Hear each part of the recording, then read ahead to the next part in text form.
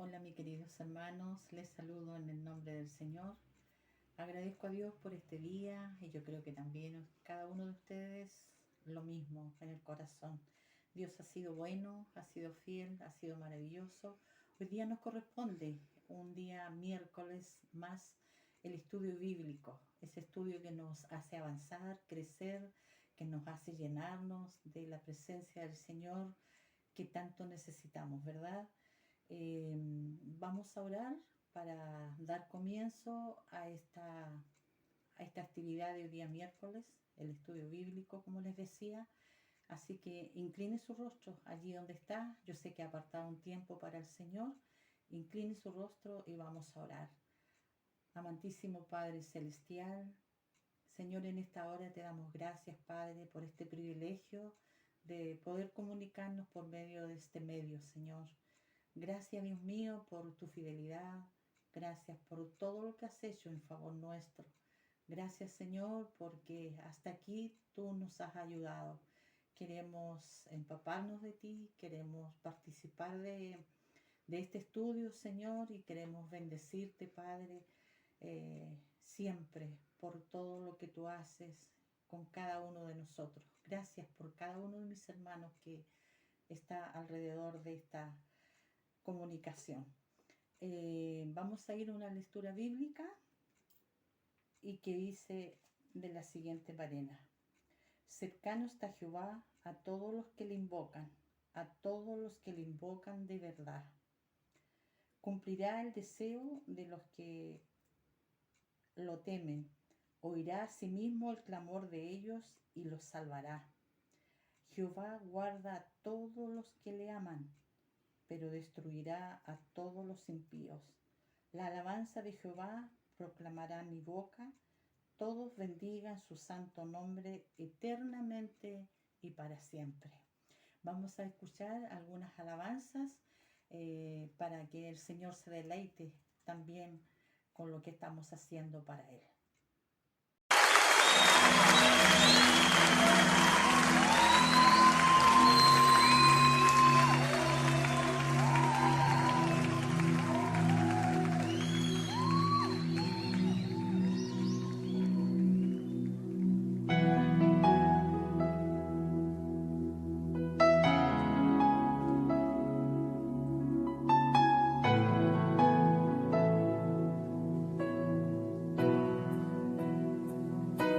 Aunque mis ojos no te puedan ver, te puedo sentir.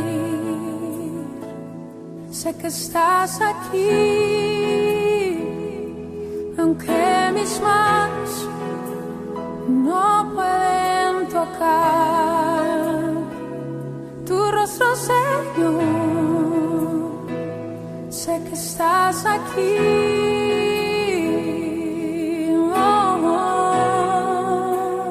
Mi corazón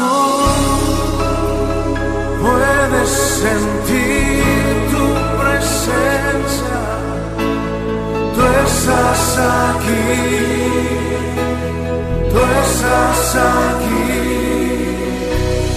Puedo sentir tu majestad. Tú estás aquí. Tú estás aquí. Mi corazón puede mirar tu hermosura. Tú estás aquí. Tú estás aquí. Puedo sentir tu gran amor. Tú estás aquí, tú estás aquí. Aunque mis ojos no te pueden ver, te puedo sentir. Sé que estás aquí. Aunque mis manos no pueden tocar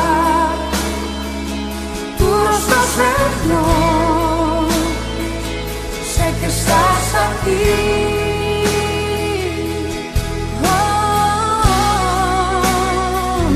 corazón puede sentir tu presencia. Tú estás aquí. Tú estás aquí. Puedo sentir tu majestad. Tú estás aquí. Tú estás aquí. Mi corazón puede mirar tu hermosura. Tú estás aquí. Tú estás aquí. Puedo sentir tu gran amor. Tú estás aquí. Tú estás aquí. Estás aquí. Tú estás aquí. Tú estás aquí. Tú estás aquí. Me deleito en ti, Jesús, y en tu presencia. Me deleito en ti, y en tu gran amor. Tú estás aquí. Tú estás aquí. Tú estás aquí. Tú estás aquí.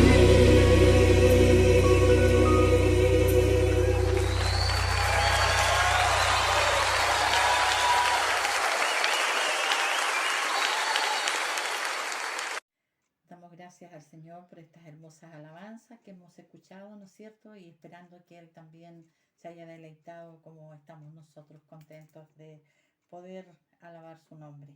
La lectura bíblica hoy día, que va a ser exhortada más tarde por nuestro pastor, está en Génesis 6, del 9 al 22. Y dice: Noé construye el arca. Estos son los descendientes de Noé. Noé, hombre justo, era perfecto entre los hombres de su tiempo. Caminó Noé con Dios y engendró Noé 3 hijos, Sem, Can y Jafet. La tierra se corrompió delante de Dios y estaba la tierra llena de violencia. Y miró Dios la tierra y vio que estaba corrompida, porque toda carne había corrompido su camino sobre la tierra. Dijo pues Dios a Noé: he decidido el fin de todo ser, porque la tierra está llena de violencia a causa de ellos, y yo los destruiré con la tierra. Hazte un arca de madera de gofer, harás aposentos en el arca y la calafatearás con brea por dentro y por fuera. De esta manera la harás. De 300 codos será la longitud del arca, de 50 codos su anchura y de 30 codos su altura. Una ventana harás al arca, la acabarás a 1 codo de elevación por la parte de arriba, y a su lado pondrás la puerta del arca y le harás 3 pisos. Yo enviaré un diluvio de agua sobre la tierra para destruir todo ser en que haya espíritu de vida debajo del cielo. Todo lo que hay en la tierra morirá. Pero estableceré mi pacto contigo, y tú entenderás en el arca con tus hijos, tu mujer y las mujeres de tus hijos, y de todo lo que vive, de todo ser. 2 de cada especie meterás en el arca para que tengas vida contigo. Macho y hembra serán, de las aves según su especie, de las bestias según su especie, de todo reptil de la tierra según su especie, 2 de cada especie entrarán contigo para que tengan vida. Toma contigo de todo alimento que se come y almacénalo para que te sirva de sustento a ti y a ellos. Noé lo hizo así, todo lo hizo conforme a lo que Dios había mandado. Amén. Vamos a orar para ser dirigidos por Él. Señor, nuevamente te damos gracias porque sabemos que cuando 2 o 3 invocan tu nombre, tú estás allí. Sabemos que hay muchos hermanos por este medio, Padre, que estamos ansiosos, estamos con mucho preguntar de tu palabra, Señor, y esto nos hace bien en estos tiempos y siempre, Señor. Guía a nuestro pastor, Padre, para que él pueda esclarecer esta palabra y podamos entenderla de mejor manera. Es una manera de que podamos, Señor, entender y poder ayudar a extender tu reino, Padre Celestial. Bendícenos, Señor, y a cada uno de mis hermanos que ahí está atento en este estudio. Bendícele igualmente a su familia y a toda persona que va a ver este video, Señor. Te alabamos y te bendecimos en el nombre de Jesús. Amén. Ahora, hermanos, vamos a pasar a escuchar el estudio bíblico que nos tiene preparado nuestro pastor Jaime. Bendiciones, hermanos. Y venimos ante ti, oh Dios, sedientos, cansados, conscientes de nuestra necesidad de ti, más que de cualquier otra cosa. Necesidad de tu espíritu y de tu presencia, Dios.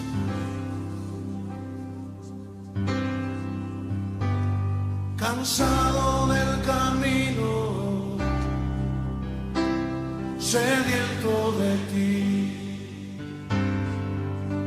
un desierto he cruzado, sin fuerzas he quedado, vengo a ti.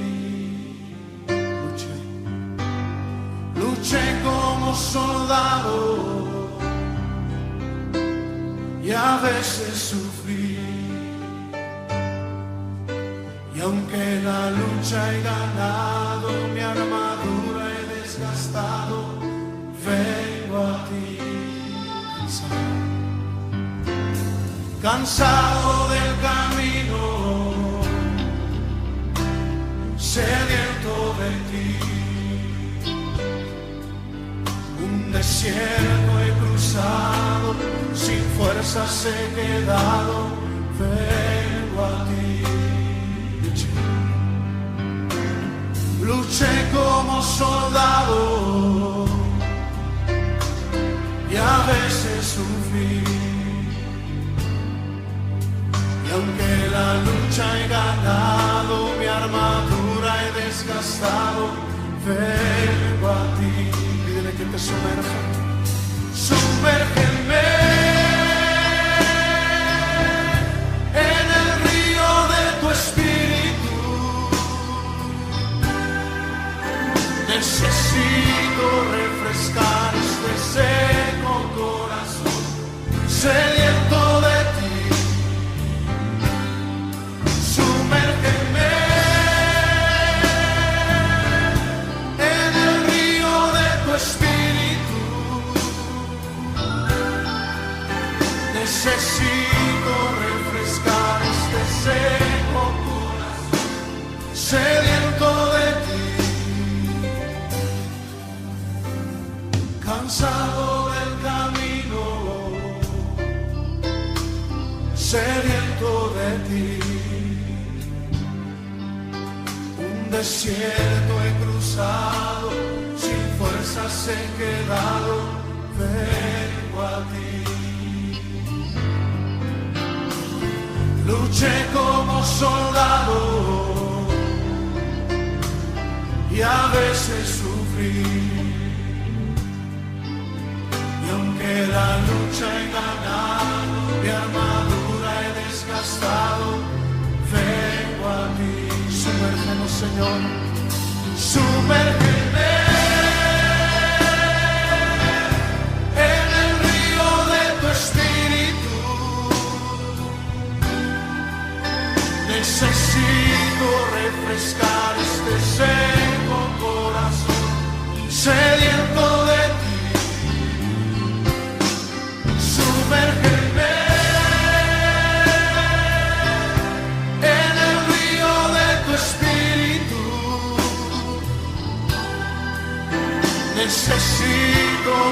refrescar este seco corazón sediento de ti.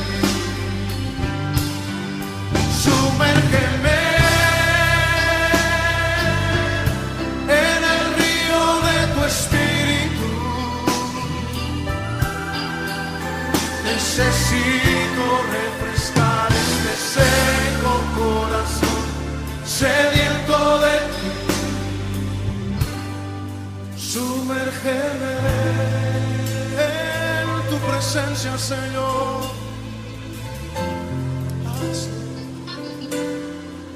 Sumérgeme en el río de tu espíritu. Sumérgeme, lo necesitamos, Señor.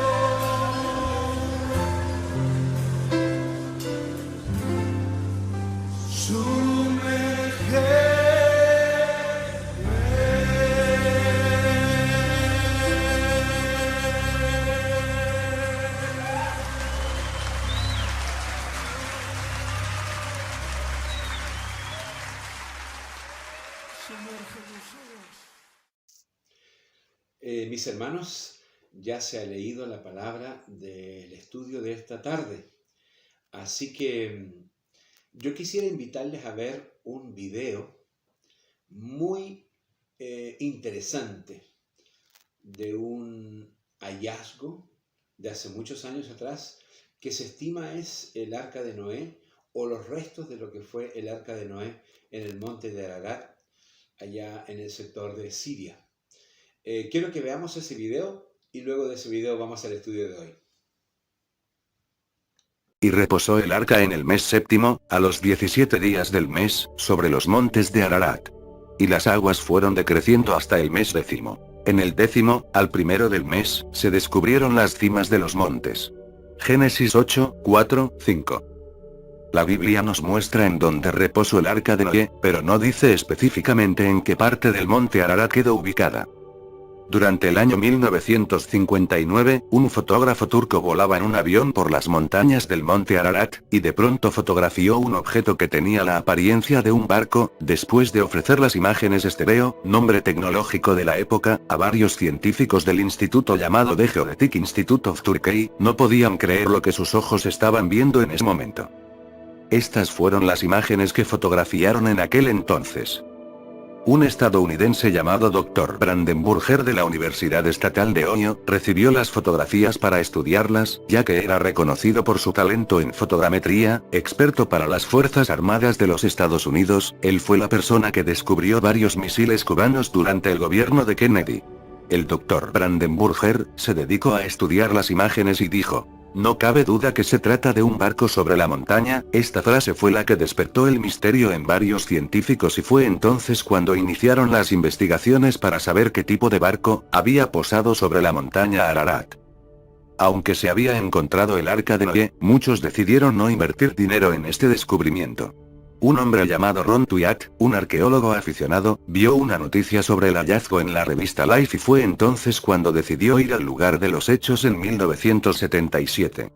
Este interés fue despertado, porque él decidió que toda la estructura encontrada merecía ser investigada con profundidad, para determinar si en realidad se trataba del Arca de Noé como muchos suponían. Cuando el arqueólogo decide iniciar los estudios, se lleva la sorpresa que el barco se encuentra a 6.300 metros sobre el nivel del mar, pero lo increíble de todo es que el mar más cercano se encuentra de 200 millas del lugar. Después de investigar el por qué está el barco en ese lugar, comienza a tomar las medidas del barco y el hombre se da cuenta que coinciden con las medidas que la Biblia describió en Génesis 6, 15, y de esta manera la harás. De 300 codos la longitud del arca, de 50 codos su anchura, y de 30 codos su altura.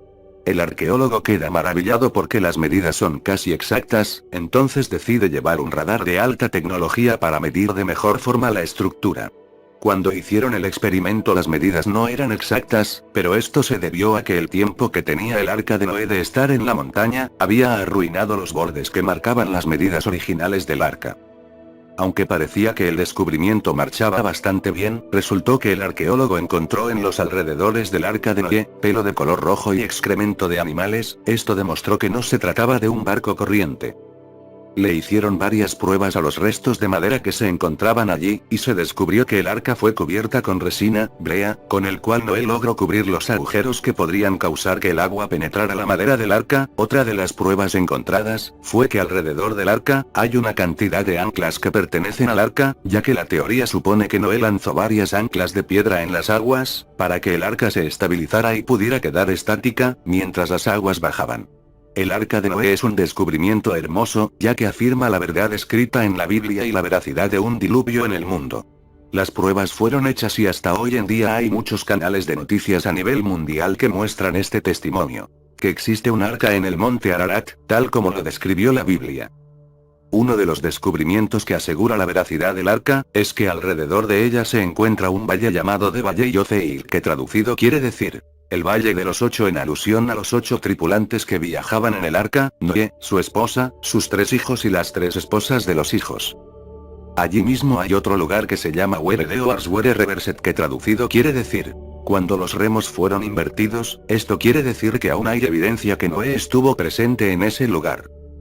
Cuando leemos en la Biblia que hubo un diluvio universal, muchas personas quedan en duda, si ocurrió o no, ese diluvio que menciona la Biblia, pero cuando vemos pruebas científicas, vemos con claridad que la palabra de Dios es más real de lo que muchas personas imaginan.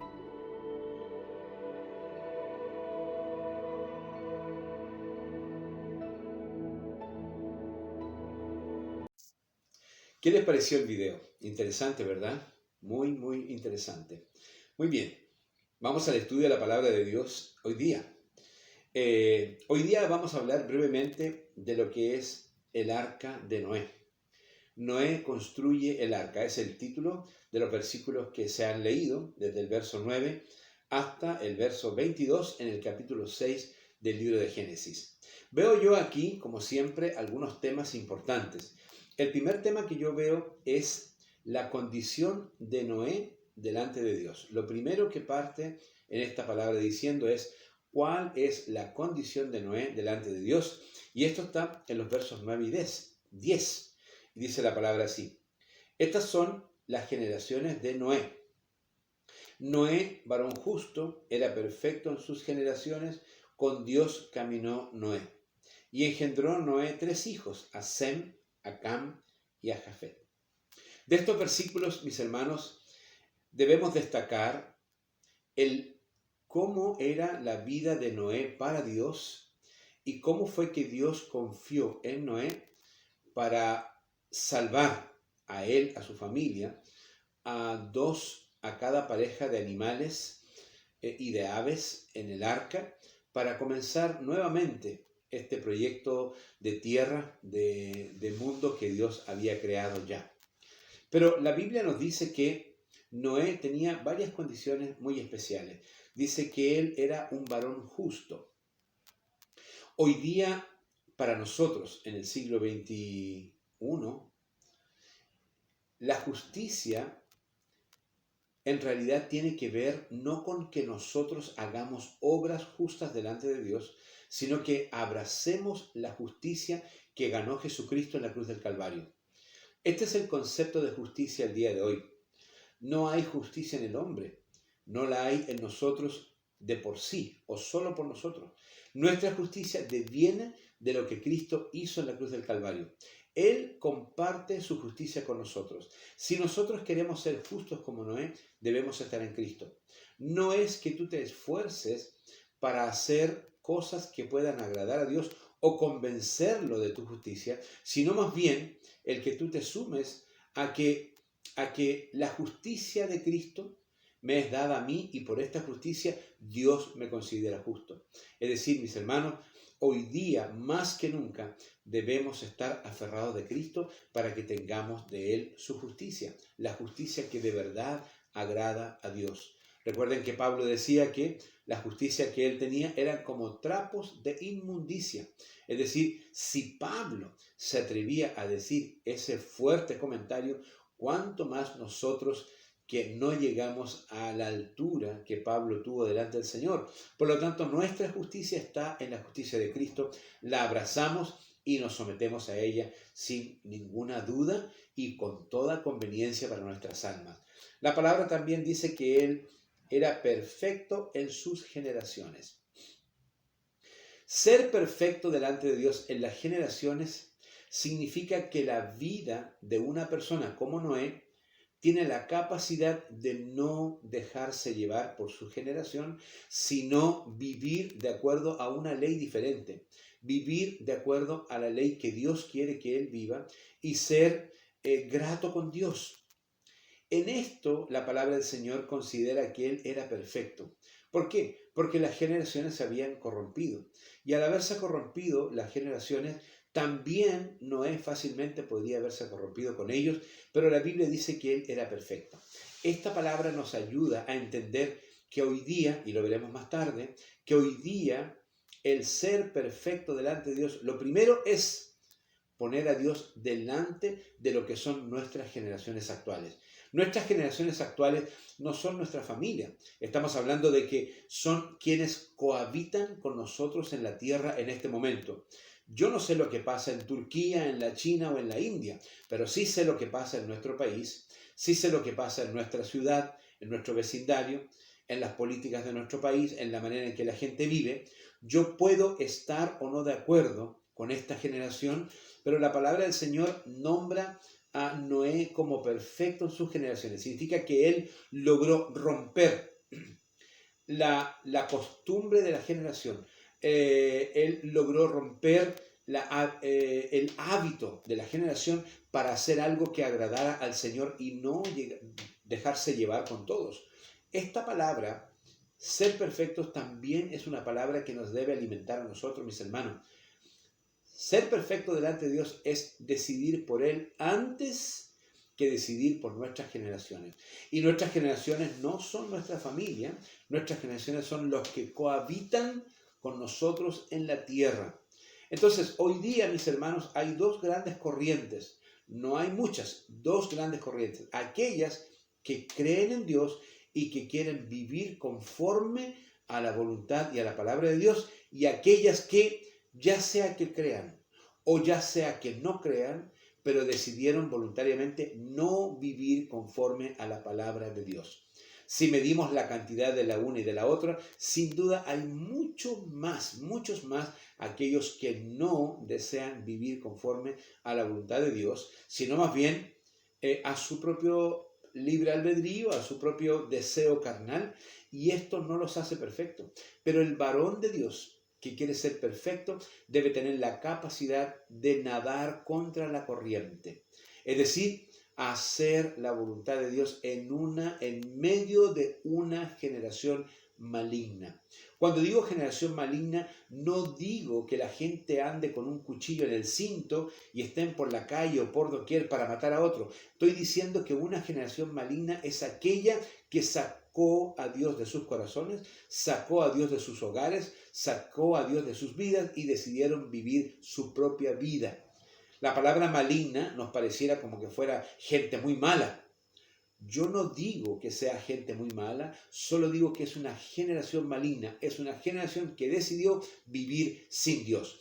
Y Noé era perfecto porque contra todas sus generaciones que se habían volcado a lo malo, él todavía seguía siendo fiel con Dios. Y la palabra del Señor termina diciendo, con Dios caminó Noé. ¿Recuerdan la lista de nombres que dimos hace unas semanas atrás? Donde se hablaba de todos los descendientes, desde el mismo Adán hasta llegar a Noé. Solamente hay dos de ellos que tienen esta categoría, ¿no es cierto? Enoc y Noé. Los nombres son incluso hasta parecidos. Enoc dice la palabra que caminó con Dios, y Noé dice la palabra que Dios caminó con Noé. Para que Dios camine con Noé, el corazón de Noé debe ser perfecto en su fidelidad con Dios, perfecto en su manera de vivir delante de Dios, de tal manera que Dios se agrade y quiera caminar con él. Solo piensa tú en la práctica, ¿qué condición o qué característica tiene que tener alguien para que tú desees caminar con esa persona? Primero, la tienes que conocer, ¿verdad? No es grato caminar y conversar con alguien que uno no conoce, por lo interesante que sea la persona. debemos conocerla. Segundo, la forma que la persona tiene, la manera que la persona tiene de vivir su vida debe ser de total agrado para uno. Porque si alguien tiene un pensamiento contrario, si alguien blasfema, si alguien habla malas palabras, si alguien tiene malas costumbres, al caminar con esa persona para nosotros como creyentes es una tragedia. Una tragedia porque no estamos en nuestro ambiente, no estamos en nuestra burbuja. Es decir, estamos enfrentados a alguien que definitivamente no tiene ningún compromiso ni con Dios ni con la sociedad. Y yo no quiero contaminar ni mis oídos, ni mi mente, ni mi corazón con aquellas actitudes. Por lo tanto, no me es grato. Pero cuando alguien te es grato, cuando alguien te bendice, cuando alguien hace algo que de verdad significa algo para ti, te gusta caminar con esa persona porque esa persona te hace bien. Dios, siendo Dios y perfecto, dice la palabra que Él amaba caminar con Noé. Y amaba caminar con Noé porque la actitud que Noé tenía para con Dios le hacía bien a Dios. Él también se goza con los fieles. Él también disfruta con aquellos que aman su ley. Por eso, mis hermanos, es muy importante entender que si Noé caminó con Dios es porque Noé agradaba al Señor y esto le provocaba un placer a él y un placer a Dios. Tenemos grandes cosas que tenemos que aprender en estos dos versículos. Primero, de que Noé era justo. Y para que tú y yo seamos justos, no viene de nuestra justicia, sino de la justicia que Cristo ganó en la cruz del Calvario. La palabra del Señor nos dice en el Evangelio según San Juan: separados de mí, nada podréis hacer, dice Cristo. Por lo tanto, lo primero que tú tienes que hacer, que yo debo hacer, es asirme de la palabra, aferrarme a Jesucristo y ponerme bajo su cobertura, bajo la protección de su sangre preciosa, porque en ella soy justo. Porque Él es justo, yo soy justo. Si yo quiero que Dios me vea justo, tiene que verme a través de Cristo. Si Él no me ve a través de Cristo, me ve como un simple mortal, como un simple pecador y un injusto digno de toda condenación. Pero cuando Dios nos ve a través de Cristo, nos ve santos, nos ve justos. No te puedo explicar cómo se hace eso, pero sí estoy seguro de que es una buena condición para tener justicia delante de Dios. Vivir bajo el alero de Jesucristo. Lo segundo que decía esta palabra, de que la perfección de Noé era luchar contra las generaciones que hoy día son contrarias a Dios para poder navegar contra corriente y agradar a Dios. Esto no es popular, esto no es fácil. Mucho más fácil es dejarse llevar por la corriente, hacer lo que todos hacen y sencillamente no considerar a Dios. Pero hoy día nuestra tarea principal es que Dios regle nuestra vida, es que Dios mande nuestra vida y que vivamos de acuerdo a ese estatuto, a esa ley, a esa palabra y no ante el reglamento del mundo, y seremos contrarios a esta generación, seremos extraños, seremos torpes, iremos contra corriente, pero lo más importante aquí no es agradarnos nosotros, sino agradar al Señor. Y finalmente, Dios caminó con Noé, lo que significa que Dios se agradaba de Noé. Y esta condición la podemos tener, por cierto, si tenemos la justicia de Dios en Cristo. Si somos capaces de luchar contra nuestras generaciones, Dios querrá caminar con nosotros. Para Él será grato. ¿Por qué? Porque hablaremos su lenguaje, hablaremos bajo su ley, le adoraremos como corresponde adorarle, consideraremos su palabra, seremos obedientes al Señor. Él se va a agradar como todo padre que tiene un hijo obediente. Dios se agrada de sus hijos obedientes y desea caminar con nosotros. La segunda parte que yo veo en este texto, mis hermanos, es la corrupción de la tierra. Esto está entre los versos 9 y 10 y dice la palabra, la corrupción de la tierra se encuentra en los versos 11 y 13. 11 y 13, dice así: y se corrompió la tierra delante de Dios, y estaba la tierra llena de violencia. Y miró Dios la tierra, y aquí que estaba corrompida, porque toda carne había corrompido su camino sobre la tierra. Y dijo Dios a Noé: he decidido el fin de todo ser, porque la tierra está llena de violencia a causa de ellos, y aquí que yo los destruiré con la tierra.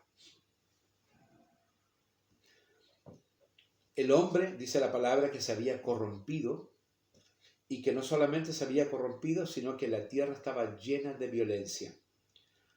Para que Dios decidiera ponerle fin a esta tierra y acabar con todo lo que Él había creado, no que empezara de nuevo, ya vamos a explicar eso, no que empezara e hiciera la tierra y el hombre de nuevo, sino que salvara de ella aquello que podía ser una generación noble con Dios, y le puso fin, es porque la tierra estaba llena de violencia.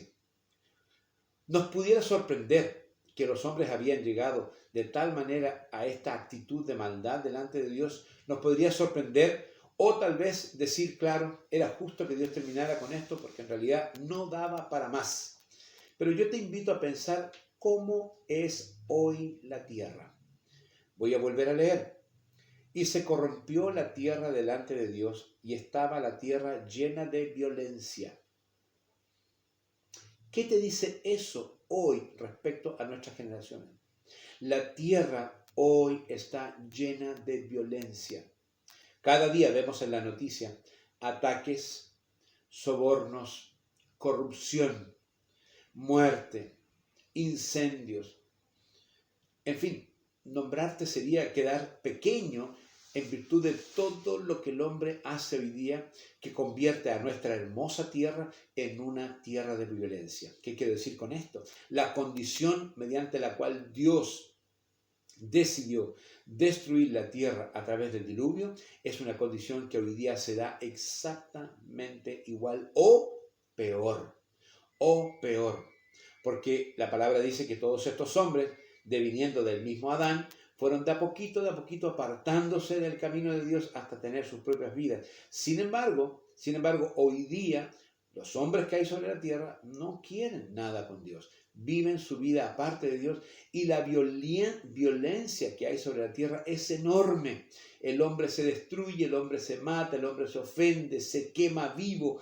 Ocurren cosas increíbles en toda la tierra. Sin ir más lejos, nuestra propia ciudad, esta violencia, estos ataques, esta reivindicación que el hombre quiere, no es violencia contra Dios. El Hijo de Dios es un hombre que vive tranquilo, una mujer que vive tranquila, que tiene paz con sus vecinos, tiene paz con su familia, tiene paz en su corazón y paz principalmente con Dios. Por lo tanto, un Hijo de Dios es alguien bondadoso. Debiéramos reconocer a un Hijo de Dios por la bondad de Dios que hay derramada en él, por el amor de Dios que hay derramado en él. Por lo tanto, hoy día un hombre violento, un hombre brusco, un hombre malo, no tiene que ver con Dios. Tiene que ver todo lo contrario con nuestro enemigo que ha tomado el control de su vida, el control de su corazón, y lo tiene convertido en alguien malo. La tierra llegó a ser extremadamente mala y Dios decide poner fin a todo esto. Sin embargo, pasamos al tercer punto, que es el arca misma. Leo del verso 14.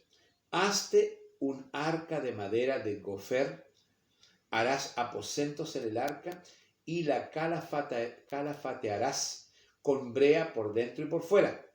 Y de esta manera la harás: de 300 codos de longitud, la longitud del arca, de 50 codos su anchura y de 30 codos su altura. Una ventana harás al arca y la acabarás a 1 codo de elevación por la parte de arriba. Y pondrás la puerta del arca a su lado y le harás piso bajo, segundo y tercero. La descripción del arca, así como vimos en el video, es muy específica. Es un tremendo barco para esa época. Si hoy día yo convierto estas medidas bíblicas en medidas actuales, yo puedo decirte que el arca tenía 155 metros de largo, tenía 26 metros de ancho, tenía 25 metros de altura, lo que equivalía, si hoy día tú lo pudieras comparar, a lo mejor los metros no te dicen mucho, pero si lo puedes, ¿dónde podemos poner esta arca para dimensionar? Es el arca del tamaño de una cancha de fútbol, incluido las 2 partes que hay detrás de la cancha, que son más grandes, incluido todo eso, entre ancho y largo, y con una altura de 7 pisos de alto. De ese tamaño era el arca, enorme. Y la palabra del Señor nos dice que esta arca tenía una ventana y tenía una puerta. una ventana y una puerta. No hay más descripción que eso. Y que tenía pisos bajos, 2 y 3 pisos bajos. Significa que había subterráneos, cámaras donde iba Noé a poner las parejas de animales que se iban a salvar en este diluvio. Continúa la palabra del Señor diciendo: he aquí, yo traigo un diluvio de agua sobre la tierra para destruir toda carne en que hay espíritu de vida debajo del cielo. Todo lo que hay en la tierra morirá. Mas estableceré mi pacto contigo y entrarás en el arca tú, tus hijos, tu mujer y las mujeres de tus hijos contigo. Y de todo lo que vive, de toda carne, 2 de cada especie meterás en el arca para que tengan vida contigo, macho y hembra serán. De las aves, según su especie, y de las bestias, según su especie, de todo reptil de la tierra, según su especie, 2 de cada especie entrarán contigo para que tengan vida. Y toma contigo todo alimento que se come y almacénalo, y servirá de sustento para ti y para ellos. Y lo hizo así Noé, hizo conforme a todo lo que Dios le mandó. Es hermoso porque, si bien es cierto, Dios dispone de este diluvio que da término a toda la generación, matando también a los animales y a las aves que había hasta ese momento. Sin embargo, la palabra del Señor dice: haré pacto contigo. Es decir, Dios en su misericordia y en su amor hace un pacto con Noé para salvarlo a él, a su mujer, a sus hijos y a las mujeres de sus hijos, de tal forma que ellos puedan entrar en el arca, y además que Noé con mucho cuidado pudiera traer una pareja, macho y hembra, de cada una de las especies de animales y de aves, y las pusiera dentro del arca para que también se salvasen para una nueva generación. Aquí Dios comienza una nueva historia. Acaba con la historia del hombre contaminado para comenzar una nueva con la vida de Noé. Es curioso, mis hermanos, que Dios no empieza la tierra de nuevo. No, ya la tierra está construida. Dios la llena de agua y todo ser viviente muere en este diluvio, pero no se hace la tierra de nuevo, sino que en ella se inicia. No mata a todos los hombres y hace de nuevo un nuevo Adán, una segunda versión. Él no hace eso. Él salva a un hombre que era perfecto, un hombre que era justo y un hombre con el cual Dios caminaba. Y este hombre perfecto, justo, con el cual Dios caminó, se salva él y su familia y los animales para comenzar una nueva historia sobre la tierra. Este nuevo pacto nos recuerda claramente hoy día de que es el pacto que Cristo hizo con la iglesia en su sangre. Es decir, Dios ha comenzado a través de nosotros una nueva generación. Y esta nueva generación no es que Él nos haya escogido porque éramos justos, porque éramos perfectos y porque Él caminara con nosotros. No, por el contrario, la nueva generación, el nuevo pacto de Cristo con nosotros nos hace justos, nos hace perfectos y nos hace caminar con Dios. Es al revés. En el caso de Noé, él vio que este varón era conforme a su voluntad y a través de él Dios opera todo esto del diluvio y de la nueva generación para la tierra, pero a través de Cristo, que es una figura también, a través de Cristo, Noé es una figura de Cristo, es decir, a través de Cristo, Dios hace una nueva generación. Esta nueva generación es justa, es perfecta y camina con Dios. Estas tres condiciones las tenemos en Cristo. No es que Dios nos eligiera por eso, porque la palabra del Señor dice que no hubo ni siquiera uno justo, sino que todos deberíamos morir a causa del pecado. Sin embargo, Él nos regaló a su Hijo para que en Él pudiéramos tener muchas virtudes y sobre todo la virtud del perdón, de la vida eterna. Este pacto que hace Dios con Noé es muy significativo para nosotros porque nos muestra una vez más que la voluntad de Dios no es raer al hombre de la tierra, y esto le tiene que haber dolido mucho más a Dios que todos los que murieron, porque Él amaba y Él ama a los hombres, y Él no quiere una enemistad con el hombre, sino amistad. Pero la amistad del hombre no es en el territorio del hombre, la amistad con Dios es en el territorio de Dios. No sé si me entienden. Es decir, Dios quiere amigos, pero en el campo de Dios, no en el campo del hombre. Cristo fue a las prostitutas, a los pecadores y a los hombres tal vez más malos que había en su generación, pero Él cuando iba el campo de Dios, el ámbito de Dios, la gloria o la gracia de Dios iba con Cristo. Por lo tanto, Él iba a estas personas, pero no era contaminado de ellos. Aunque lo hayan acusado y le hayan dicho que el Señor comía con pecadores, con publicanos, y esto significaba para los fariseos un argumento. Sin embargo, cuando Él iba, la presencia de Dios, el ámbito de Dios inundaba ese lugar. La potencia o el poder de Dios inundaba ese lugar y ellos no afectaban a Cristo, sino que Cristo afectaba la vida de los pecadores para que ellos tuvieran la posibilidad de salvarse. Esto ocurre con todo el que cree. Por malo que la persona sea, si la gracia preveniente de Dios toca su corazón y esa persona decide aceptar a Cristo, entonces Dios viene con todo para él y da una nueva vida, un nuevo. Por eso es que hay un cambio, hay un nuevo nacimiento, porque Dios hace todas las cosas nuevas en aquel que cree en Jesucristo. Este es el pacto que Dios tiene con nosotros. Él nos hace cohabitar con un mundo que no lo ama. Nos hace cohabitar con un mundo que ha despreciado a Dios, con un mundo, una generación maligna. Él nos hace cohabitar. Pero viene el día que será también, como vemos aquí, mis hermanos, en el diluvio, una figura de lo que será el día de mañana, la condenación eterna. Viene el día en el cual Dios hará juicio a todas las naciones.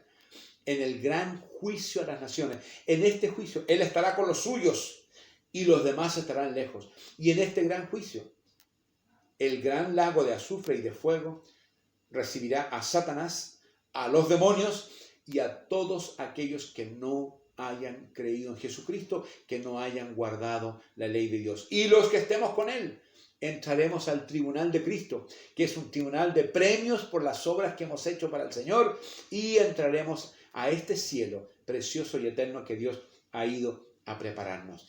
El nuevo pacto. En Noé vemos una figura de Cristo. En el nuevo pacto vemos la vida nueva que Cristo nos da.